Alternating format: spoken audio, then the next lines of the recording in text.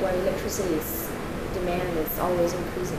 Because our country is still developing, and we forecast the electricity demand according to the GDP.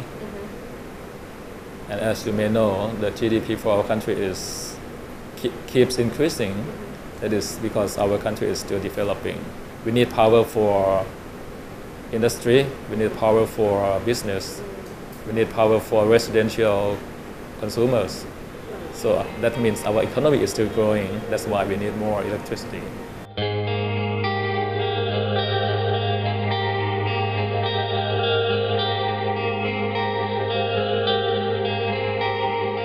Right now, Thailand has a history of over-forecasting its energy needs. Yes.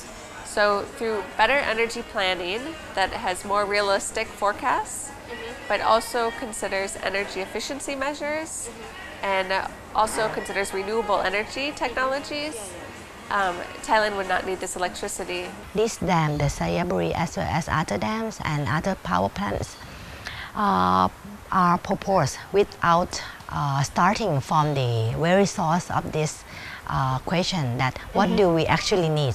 Do we need energy? How much energy that we actually need?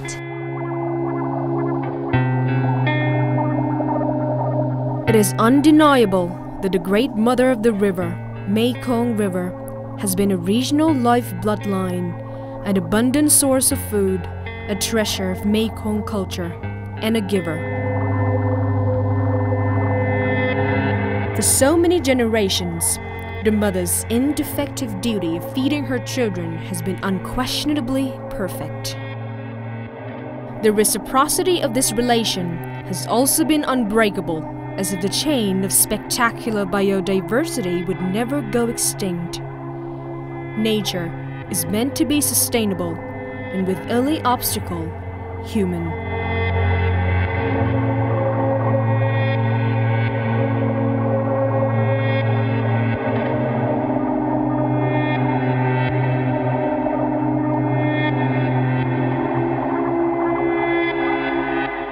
Mekong River is recently perceived as a battery of Southeast Asia, with its consistent current and stream that fit to produce power.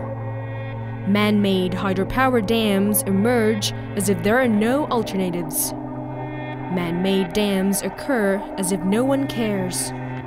Man-made barrages benefit some, but destructive to millions.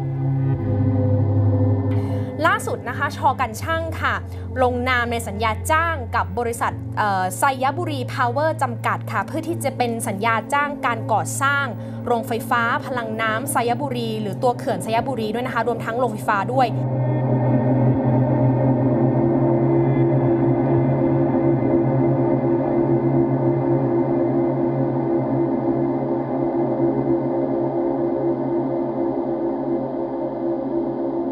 The The transboundary impacts that would be emerged or caused by the Sayaburi as well as other dams on the mainstream Mekong River would be different.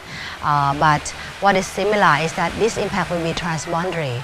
It will not only stop at the end of the national state or the state border, but it will go very far down to the delta as well as to the sea. And the strategic environmental assessment showed that these dams would block fish from migrating down into the delta. They also said because of the impacts to hydrology and sediment flows, the dams are expected to impact fisheries in the ocean. However, this has not yet been adequately studied, so it's an area that further study is required. It will also block sediment, and that sediment is extremely important for agriculture, but it's also important for riverbank stability. And being that the Mekong Delta has many channels, this is a huge problem because you also have impacts of climate change, and then if you were build the dam, it would further compound the impacts and make it much worse. ถ้าพูดถึงพวกผลกระทบนี่ ทางผู้พัฒนาโครงการหรือทางเจ้าของประเทศเขาก็ศึกษา EIA อะไรของเขา เรามีมาตรการแก้ไขอะไรที่มันจะให้มีผลกระทบกับสิ่งแวดล้อมน้อยที่สุดเท่าที่จะทำได้มันก็คงมีบ้างมันก็ต้องบาลานซ์กันนะระหว่างไฟฟ้าที่เราได้มาใช่ไหมฮะกับสิ่งแวดล้อมที่จะต้องเสียไปบ้าง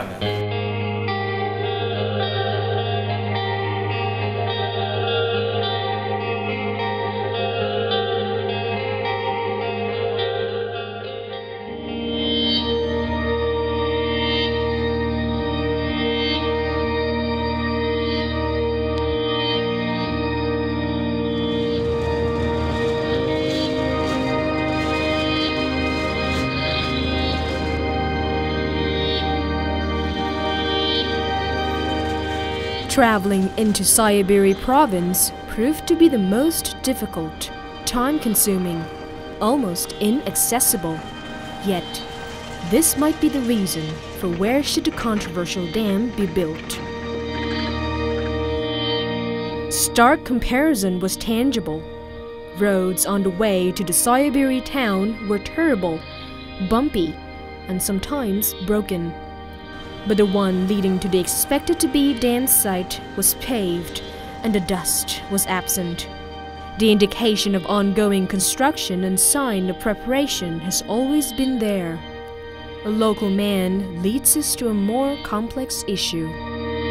พวกเจ้าเว้ากันได้เธอจะได้ฮู้เสียตังค์ให้จาก5,000 บาทเขาได้ค่ะมีทหารยามเหรอมีโอ้มี24 ชั่วโมงเลยปะมี24สมัยนั่นนะไม่ลุงแล้วคนแถวนี้เขาอยากได้เขื่อนจริงเหรอหรือเขาไม่เอาเขาพอใจปะเขื่อนนี่น่ะ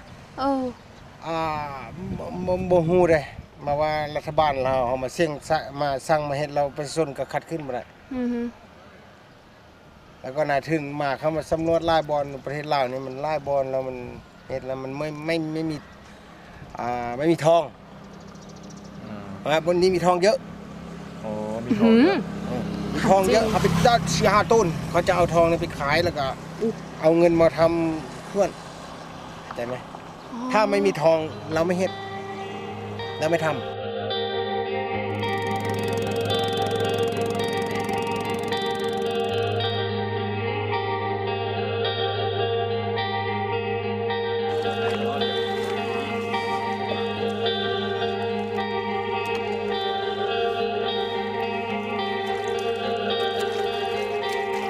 ถ้าเอาไปหางไฟใส่ไฟแล้วมันจะเป็นสีทอง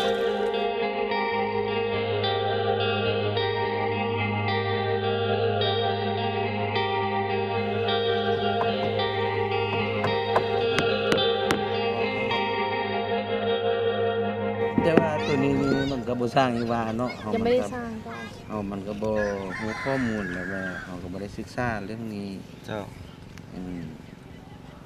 เราก็ได้ยินแต่ทางสภาพแวดล้อมทางหลายประเทศเนาะเพิ่นเว้าเนาะว่าผลกระทบของมันนั้นจะทำให้ไม่ยังมีผลกระทบต่อสภาพแวดล้อมเป็นต้นว่าเรื่องการที่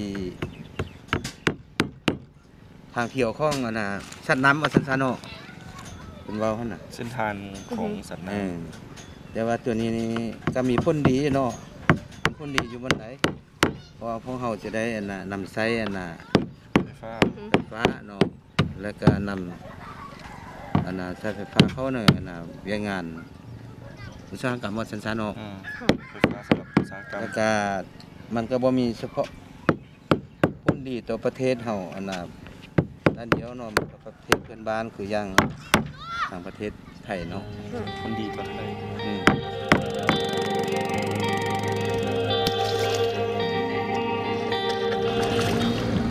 ลุงแล้วถ้าเกิดแล้วหลายปีแล้วใช่ไหมคะหาปลาแล้วปีนี้กับปีก่อนๆเนี้ยอันไหนหาปลาได้มากกว่ากันนะปีก่อนเนาะปีนี้แค่ใบที่ถูกนะปีนี้ยังไม่ได้ถึงตัวเลยไม่ถึงตัวใหญ่แต่ก็ได้บ้างใช่ไหมคะได้อยู่ตัวน้อยตัวใหญ่ก็ได้ตัวใหญ่แท้ยังไม่ได้หรอกตัวใหญ่แท้ก็ได้แท้ลุงถ้าเกิดเขาเฮ็ดเขื่อนเนี่ยปลามันจะเกือบจะไม่มีเลยนะจังหวะ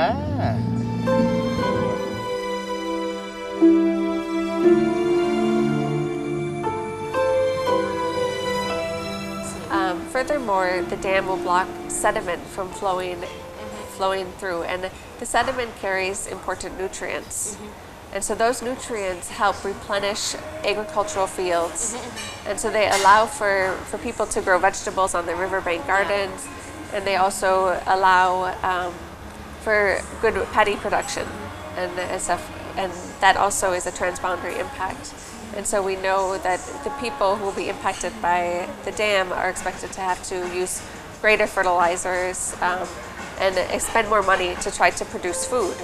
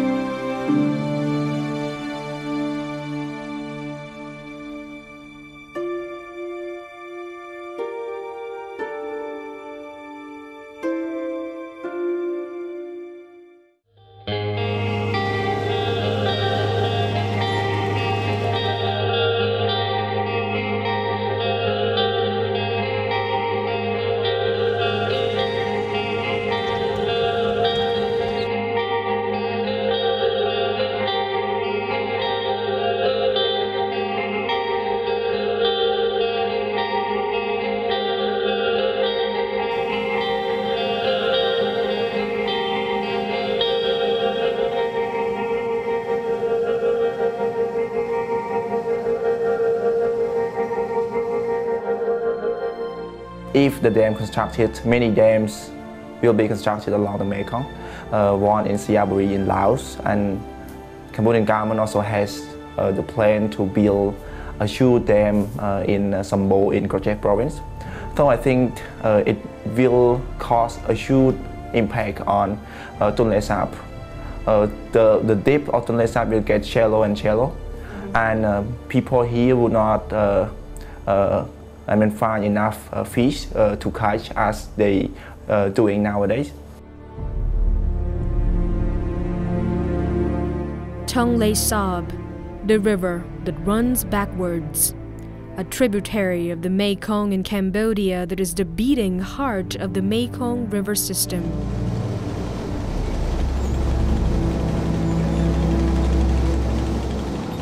At the height of the monsoon season or flood season, the submerged forest around the lake becomes nursery for the Mekong fishery.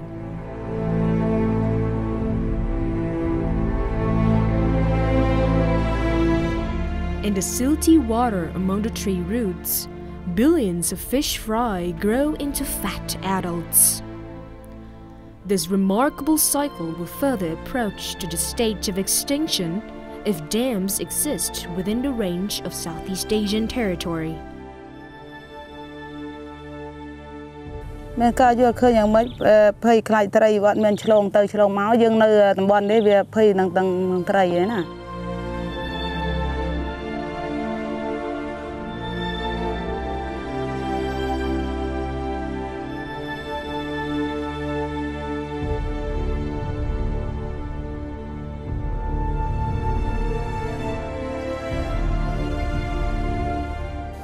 So it has the impact on the livelihood of people living along the Tonle Sap Lake, the Great Lake of Tonle Sap, and the number of, the amount of fish that they have caught would be decreased rapidly.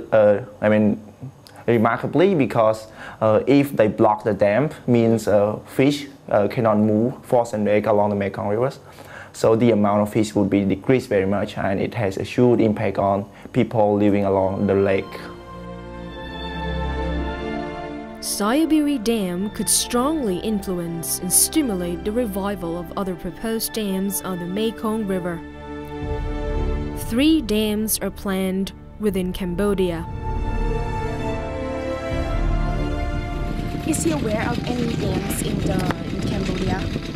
បងមានដឹងអំពីការកសាងទំនប់អីនៅខ្មែរឬក៏នៅឡាវទេបងនៅខ្មែរយើងមាននៅទំនប់អូរីអគ្គិសនីនៅកញ្ចេះបាទនៅណាវិញ And where? The river Here. Yes. Now and going down. Yes. Yes. Crotches somewhere here. Stern Train and then Crotches. So there's gonna be dam here. The dam somewhere here is called Sambo. Sambo, yes. Sambo. And any others? He said somewhere in Koh Kong province. So where is Koh Kong? He's here. Koh Kong, right? Yeah, Koh Kong. It's small dams. Yes. Oh, okay. So is he okay? Does he know if there is a dam here? So what's gonna affect the Tonle Sap? បើសិនជាមានការកសាងទំនប់កន្លែងនេះតើនឹងផ្ដល់ឥទ្ធិពលអីទៅដល់បឹងទន្លេសាបយើងទេបងតាមបងយល់ឃើញព្រោះពេលកសាងវិរិយសិនដល់បាក់ទៅដល់ត្រី So it affect on the moving of fish because if there is a dam here, fish cannot move forth and back through the river. Okay, so he knows. He knows, yes. Okay. During the dry season, the water leaves the lake for the last destination, the delta. It is a wonder of nature.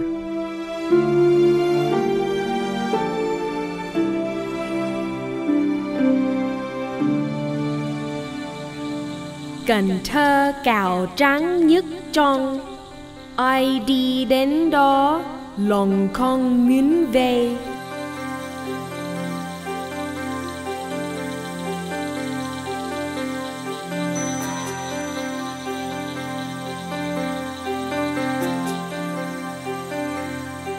Vietnamese as well as foreigners define Cần Thơ almost similarly. The biggest delta city, the busiest delta town, the rice bowl of Vietnam, or the breadbasket of Vietnam. Modernity and traditional way of life coexist peacefully in the city located on the southwestern bank of the Ho River, which is the largest branch of Mekong River or Cửu Long. How many have realized that at this stage, the Mekong Delta is at stake? Environmental Impact Assessment report on the Mekong Mainstream Dam projects has lacked a significant in-depth study of how directly would the delta be impacted by the dams. Sayaburi, a big dam located on mainstream in lower Mekong Basin, is a runoff river dam, but still has a storage capacity of 220 million cubic meters. Some of this capacity will be used for daily regulation during the dry season, leading to serious impacts to downstream ecology and natural hydrology. The cumulative downstream impacts of Sayaburi on the 11 other dams have not yet been adequately studied. Meanwhile, the dams and water reservoirs would make the lower course of Mekong Delta exhausted. The dams would also badly affect the water natural resources, agricultural production, aquaculture, water transport, ecological environment, and influence the lives of local residents. Especially, the Mekong River Delta would sink fast below the seawater level, and the process would be sped up with the impacts of seawater level rise caused by the climate changes. Well, the delta is probably the area where it's the most devastating because it's not just an issue of losing a resource. It's not just an issue of a lost fishery or something which will affect, say, Cambodia. It will be an issue of the very stability of the delta itself. Because, as we were discussing earlier, that with this 160 million tons of sediment that comes out of the river each year, that spreads out and deposits on the delta itself and along the coastlines. Yeah, the geographically the delta itself needs the sediments to stay, to be maintained. Without the sediments, you would get increased rates of erosion, and then you would get a shrinking of the delta. So, the coastline would move inland, and you would progressively over decades lose land. I think if there is a big dam in the upper Mekong River, it will be very terrible for the people in the downstream of the Mekong River, because in the right season, you see, there is not enough water for the people here, and the salty water from the ocean will enter from the estuary, and it will affect the farming and also, the livelihood of the people here, especially for those who raise the fish in the Mekong River. And the second thing is that when the when the rainy season comes and the flooding season comes, more and more water. When the upper stream, the dam from upper stream, they release water, so flooding will happen. It's more serious than in the past. So it's very terrible if there is a big dam in the upper stream of the Mekong River. Local awareness of the impacts caused by mainstream dams is rare. People perceive that the changes in the delta mainly due to climate changes. So basically, she knows it's changing. Maybe probably because of the weather, but not because of the dam. Isn't it so? Okay. If she really... Let me see. Theo cô nghĩ thì cái sự thay đổi về cái nguồn nước cũng như là cái mực nước cũng như là thời tiết là do nó thay đổi, do là thời tiết hay là do tác động con đập người ta xây ở trên thượng nguồn sông Mekong. Và tôi cũng nghĩ là nó do đập thủy điện người ta xây trên thượng nguồn. She doesn't know whether it's affected by the dam in the upper Mekong River, but she just thinks that maybe because of the weather changing. The islet, situated in the middle of Kue Long Delta, is home to many kinds of lives, human and plants. Lives have been sustainable, but threats are approaching. Mà tháng 7, tháng 8 thì nó dâng cao lên chút vậy hả? Dâng cao lên rồi ở phường người ta rồi người ta lại người ta cũng tiếp rồi vậy đó. Cô thấy cái con sông Mekong của mình sao cô? Con sông Cửu Long á, thấy nó có chẳng hạn như nó có ảnh hưởng tốt hay là xấu đến cái cuộc sống của mình? Ảnh hưởng tốt. It has a very good impact. Là ở ngoài sông nó vô, mà tại vì biết sao tôi nói cái này như mặn nó rụng quá thì cái nước nó hơi dơ. Nó hơi dơ chứ mình đâu có xài trong đây để dành tưới cây không, tới tháng mùa nắng thì mình tưới, mà cái này mùa mưa đâu có tưới gì chi. Vậy thì cái con sông nước sông vẫn còn xài trong này để tưới cây thôi chứ. Chứ đâu có xài gì trong này. Nước cái nào ngập không? Ngập này. Nước mà bể đê chắc cỡ ngang đây. Bể đê, nhưng mà nhờ cái đê ở ngoài nhỏ cái đê nhỏ. Nó cao, cái đê quá trời cao đó. An 18-year-old boat girl told us how she feels attached to her boat living life and wanting to move to nowhere.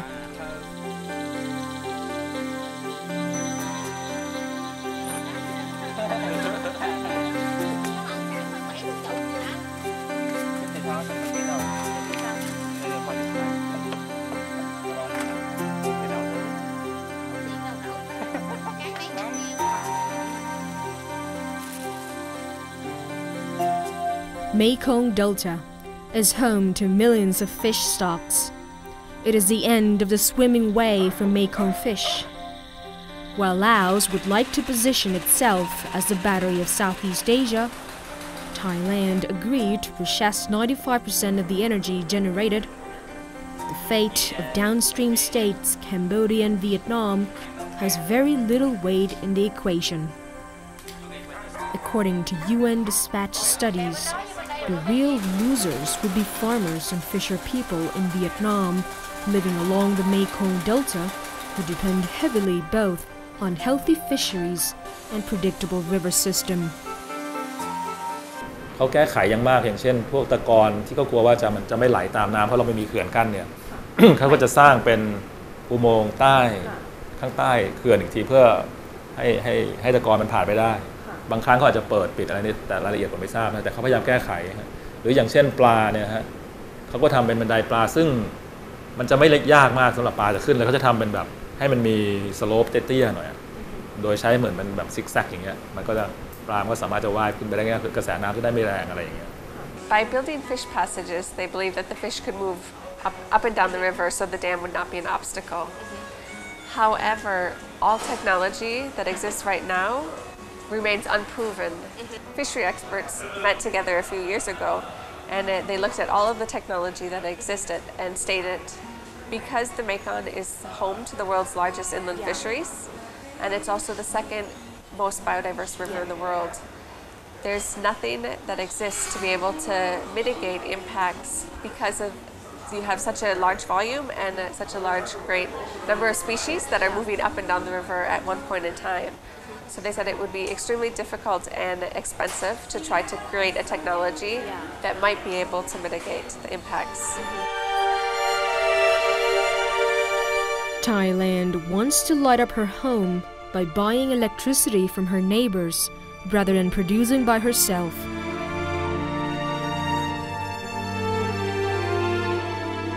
If we look back maybe around 30 years in Thailand environmental history, we can see that there has been many projects, large-scale projects that cause impacts on social and environmental aspect.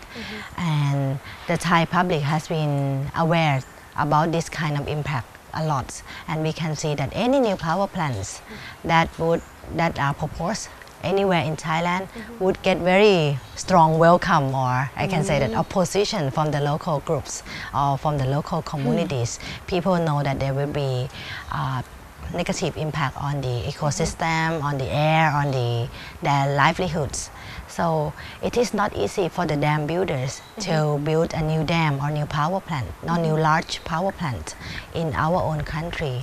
This is one of the main reasons why the dam builders are going outside, going to the neighboring countries where there is less freedom of expression, where there is less of opportunity to voice the concern by the local communities.